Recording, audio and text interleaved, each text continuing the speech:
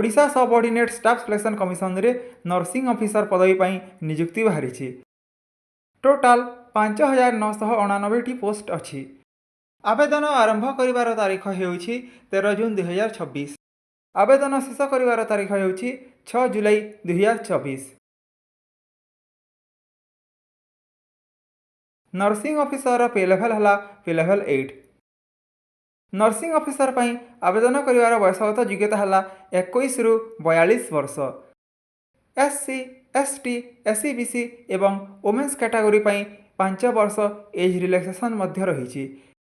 PWD category पर 10 वर्ष age relaxation रही।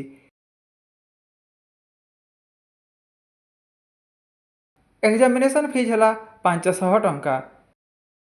एससी एसटी पीडब्ल्यूडी कैटेगरी पर एग्जामिनेशन फीस देवाकू पड़िबो नहीं।